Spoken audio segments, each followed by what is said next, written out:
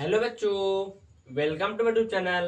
बच्चों, आज हम बात करेंगे कक्षा 6 गणित अभ्यास 2B।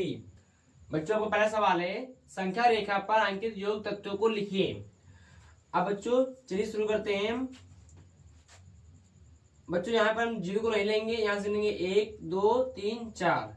बच्चों हम 4 लिख लेंगे, उसके बाद आएंगे प्लस, उसके बाद यहाँ से 1 2 3 4 5 5 लिखेंगे और ये जो 5 4 9। बच्चों हमारा आंसर 9 हो जाएगा, ये हमारा हो जाएगा आंसर।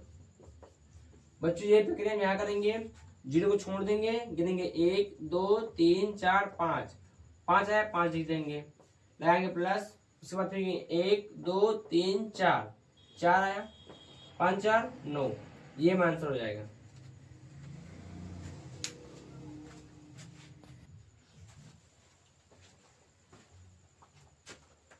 बच्चों आपको दूसरा नंबर सवाल है, निम्न तथ्यों को संख्या रेखा पर दर्शाइए।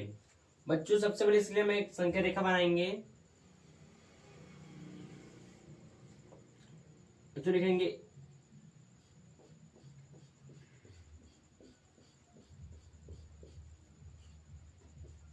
0 1 2 3 4 5 6 7 8 9 10 11 12 13।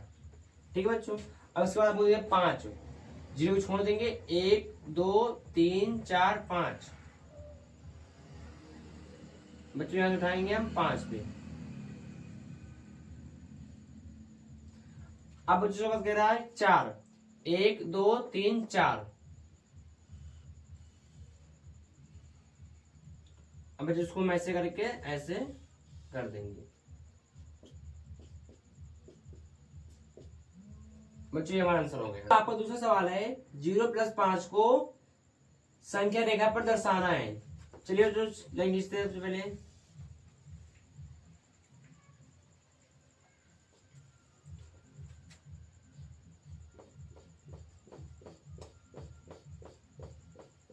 लिखेंगे बच्चों 0 1 2 3 4 5 6 7 8 9 10 11 12 13।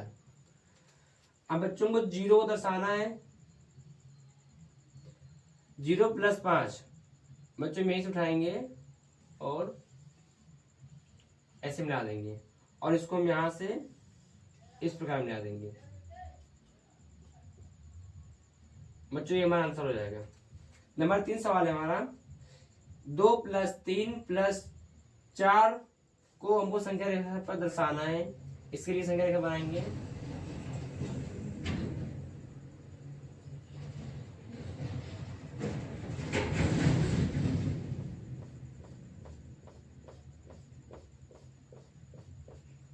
लिखेंगे 0 1 2 3 4 5 6 7 8 9 10 11 12 13।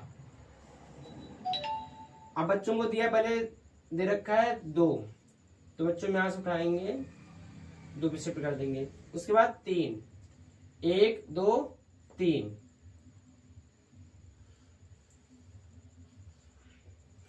अब बच्चों दे 4, 1 2 3 4।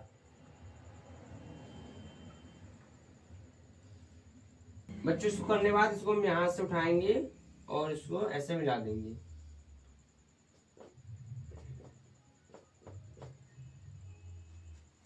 ये हमारा आंसर हो गया।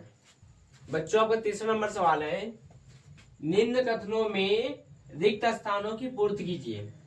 बच्चों इसमें हमको 2 पक्ष दिए गए हैं, एक हमको दिया है दायां पक्ष और एक दिया बायां पक्ष। हमको बच्चों यहाँ पर एक पक्ष में देखकर एक दूसरे पक्ष में भरना है। देखिए बच्चों यहाँ पर 345 यहाँ पर है, 345 यहाँ पर है, 789 यहाँ पर नहीं, तो बच्चों यहाँ भर देंगे 789। बच्चों इसी प्रकार आप जानते हैं किसी संख्या में हम जब जीरो जोड़ते हैं तो वही संख्या आती है, इसलिए हम यहाँ पर 2889 लिख देंगे। अब बच्चों यहाँ पर भी हमको 2 पक्ष दिए गए हैं, हम देखेंगे 789 789 456 456, लेकिन 234 नहीं मिल रहा तो यहाँ भर देंगे 234। बच्चों आपका सवाल नंबर 4 है, पूर्ण संख्याओं के लिए घटाने की संक्रिया क्रम विनिमय नहीं है, 3 विभिन्न युग्म लेकर जांच कीजिए। अब बच्चों क्रम विनिमय का मतलब होता है क्रम बदलने पर उसका आंसर वही आना चाहिए। जैसे प्लस के लिए होता है, जैसे हमने कहा 4 + 4, 4 + 3 7 होता है। हम इसी को यहाँ पर 3 और +4 करते तब भी 7 आएगा। ये हमको जांच करनी है कि यह जो संक्रिया है ये घटाने के लिए उपयुक्त है कि नहीं। संख्याओं के लिए घटाने की संक्रिया क्रम विनिमय नहीं है।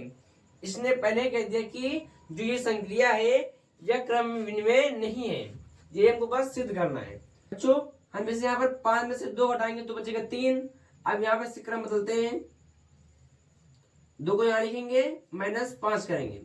अब जब बच्चों उसको घटाएंगे तब यहाँ पर बचेगा 3, लेकिन जिसकी संख्या बड़ी होगी चिन्ह उसका रहेगा, तो यहाँ जाएगा -3। देखिए ये 2 बराबर नहीं है। इस प्रकार यहाँ देखते हैं 4 में से 1 घटाएंगे तो 3 बचेगा, लेकिन जब हम 1 में से 4 घटाएंगे तब भी बचेगा तो 3 ही, लेकिन यहाँ माइनस का बचेगा 3। इस प्रकार यहाँ देते हैं 8 में से हम 3 घटाएंगे तो 5 बचेगा, ठीक है। लेकिन जब हम यहाँ पर इसको बदलते हैं, क्रम बदलते हैं, तब अब हम यहाँ पर इसको घटाएंगे तब भी यहाँ 5 बचेगा, लेकिन संख्या जिसकी बड़ी हुई चिन्ह उसका लग जाएगा। बच्चों यही से हमारा वीडियो या अध्याय समाप्त हुआ। बच्चों आपको वीडियो पसंद आए तो लाइक सब्सक्राइब जरूर करें और अपने दोस्तों को भी शेयर करें ताकि उनकी भी मदद हो सके। मिलते हैं अगले वीडियो में, धन्यवाद।